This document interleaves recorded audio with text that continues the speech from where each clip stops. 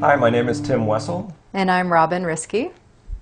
and we are with Feet Neighbors, a new group of the Elm Street, Elliot Street, and Frost Street area.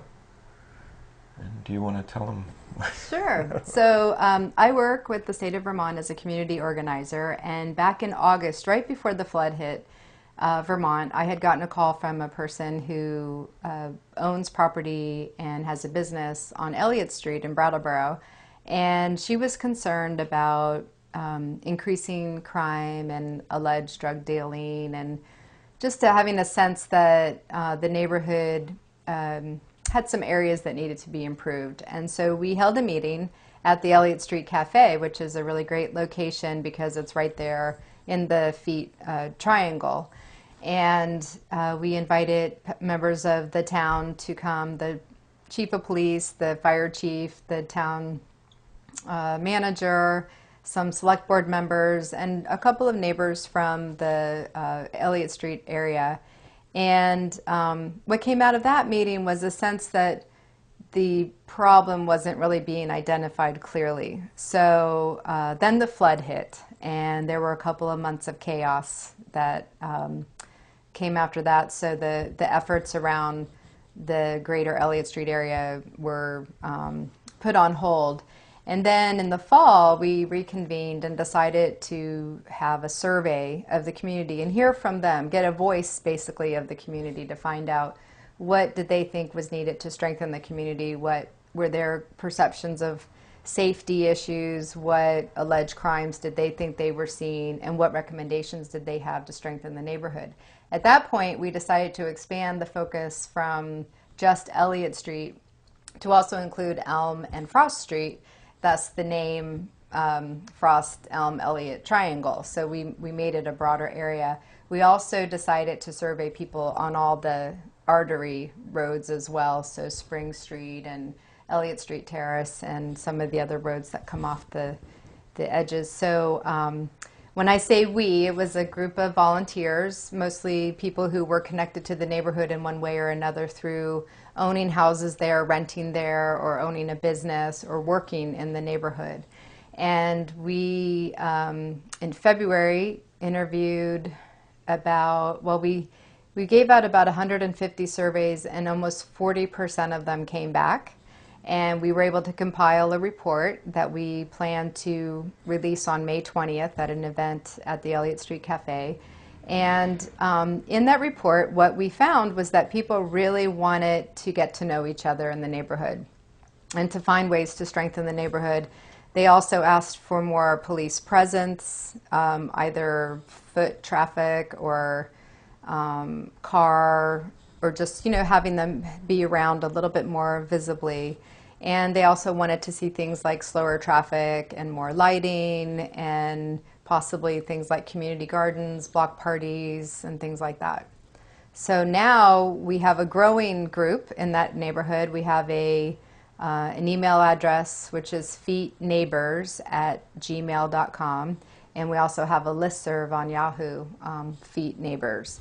And so we're really encouraging people who live and work and are connected to that neighborhood to come together and essentially have a neighborhood association. And there also are people who want to do a neighborhood watch program in the neighborhood. And so Officer Perkins will be at the meeting on the 20th to talk about setting up a night to form a group in that neighborhood as well. We recently participated in Green Up Day, and we were told by the organizers of Green Up Day that the table that we had at Elliott Street Cafe was the most successful in terms of how many people came and got bags and got involved. And we had about 5 new people sign up for Feet Neighbors that day as well. And it was a really great day because people were out and they were cleaning that neighborhood, which is something that people had wanted to see happen. And I think I live on Frost Street, so I have sort of a selfish interest in definitely seeing an improvement in the triangle, as we're calling it. And I think the most important thing to me is really just having a venue, a device to get out and to meet the neighbors and to get to know each other, and to kind of sort of raise the level of community in these on these streets by having things like potlucks and just starting discussions on, hey, have you seen this odd activity going on here? Do you know that person? Do you know who owns that building? I'm also a landlord, and soon to be a landlord of a couple more buildings on Frost Street. So, I just want to sort of help raise the community of Elliot, Elm, and Frost Street by just talking to the neighbors, and anything from simply, if you know your neighbors and you know that everyone's walking around and keeping an eye on everything, I think it helps. It helps everybody at once, and even if it's something as simple as making sure we have the sidewalks swept clean of debris and snow in the wintertime, just to make it a pleasant living and working environment in the Triangle. So we are going to be hosting a potluck supper on May 20th. It's Sunday from 5 to 7 at the Elliot Street Cafe. And for folks who don't know where that is, it's on the corner next to the fire department and TJ Buckley's and the Samuel Elliott Apartments. And even if you don't have anything to bring or contribute, yes, you're welcome to come. There'll still be food available for all. Yes, so. We'll be bringing extra food, and Dr. Jones, who actually owns that business and has a practice next door, has offered the space to the community, which is awesome. She's also offered to have us paint a mural this summer in that area, in that property area, which is great. So the event's from 5 to 7, and basically we're just going to start with a meet and greet and get people signed in and getting to know their neighbors, and then just share a little bit about the recommendations that came out of the survey. We came up with 3 areas for the recommendations. One, things that we want to ask the town to do, things that we would like to ask the landlords to do in the neighborhood, and things that we would like to see the neighbors get involved with. So we're going to be talking about that, and then hearing new suggestions, because there are people that either didn't get the survey or had other ideas since. So that's some of the involvement that we are looking for from the town and from the actual resident neighbors and from the landlords. We'll be looking at, for instance, issues about lighting, because when you're a resident and a landlord, you can address lighting on an individual home basis, obviously, whether it be just adding a motion sensor light that lights up when somebody comes past the sidewalk, or even a lamp post is something I'm considering putting in.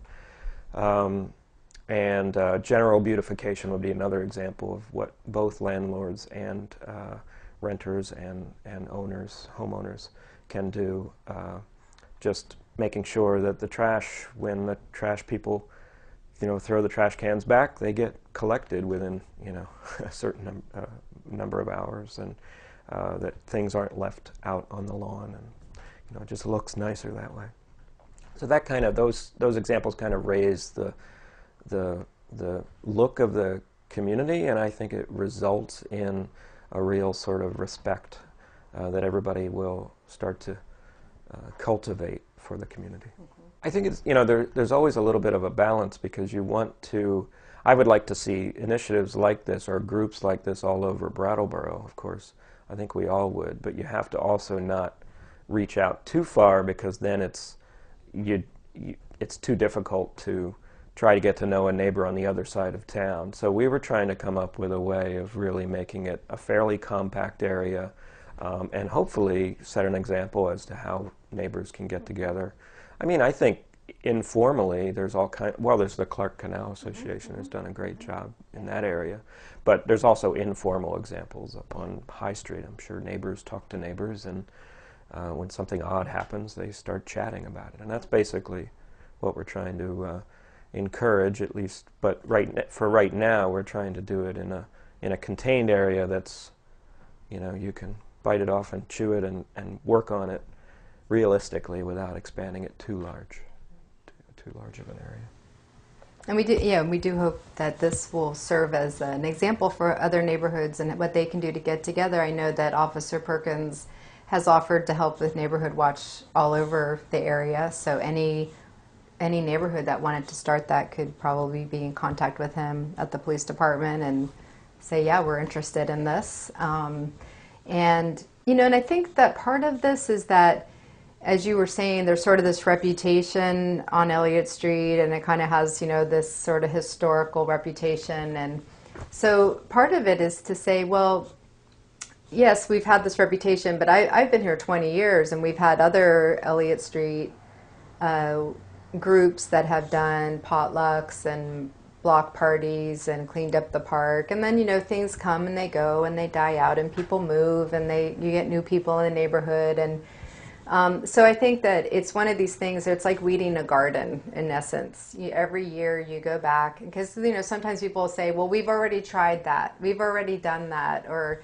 well, at least we know they're all in one neighborhood, as if they are just, you know, generic group of people and we can keep an eye on them. Or, well, if you clean up Elliot, then you're just going to disperse them somewhere else. And it's like, you know, the attitude that we're taking is that this is a neighborhood that people live. They raise their children here. They're growing old here. They have their businesses here. They're making their lives here. They have community. A friend of mine on Frost Street has a community garden project, and so, you know, it's where people live, and so that quality of life is just as important for people that live on Elliot and Frost and Elm Street as it is for people that live on Washington or High Lawn or Oak Street, you know. And so what has been considered acceptable in that neighborhood is no longer the case. Like, people are saying, no, we live here and we want to claim this, and we want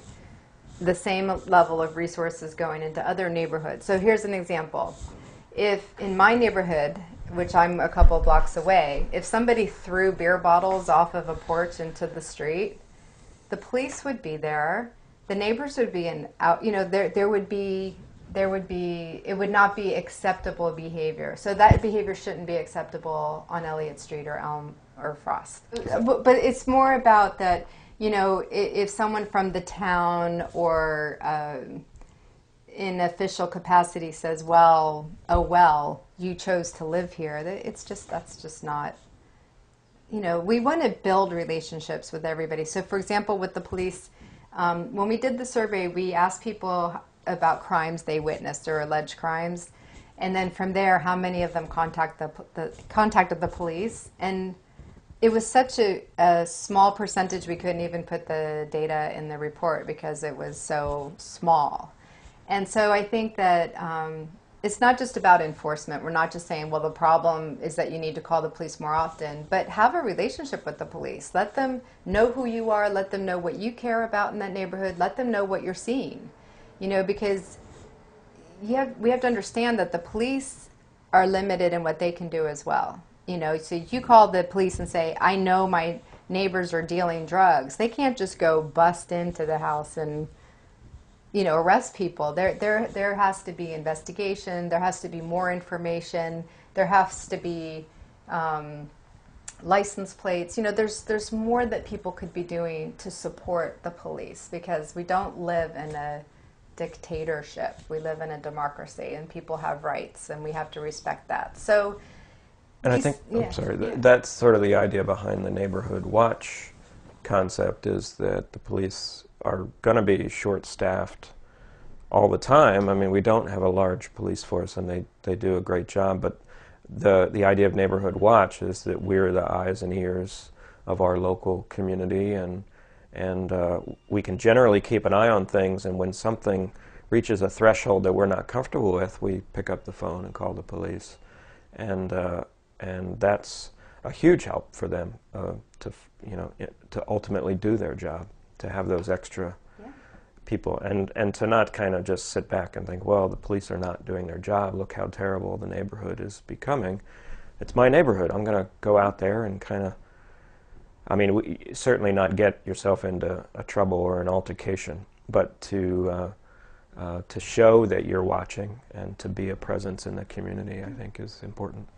And the police have been very supportive of this project. Jean Rinn, the chief of police in Brattleboro, has participated in 90% of our meetings and helped write the survey and word the questions about did you feel the police responded? Was the problem resolved? And so it's been really nice, the collaboration. We have landlords that have been involved. Jason Cooper and his manager, Marty Valander, have been involved from the beginning. Heidi Flaherty from the Brattleboro Housing Authority has helped to engage people from Samuel Elliott.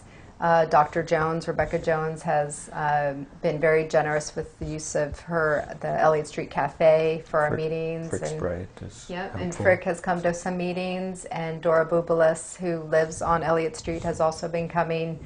Chris and Stuart McDermott, who live on Spring Street, which is right behind BHA, have been very, very helpful, organized the entire Green Up Day.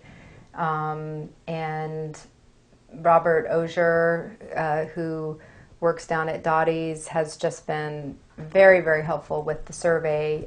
He had helped with a previous survey in Harmony Lot with youth and was very helpful in developing that survey.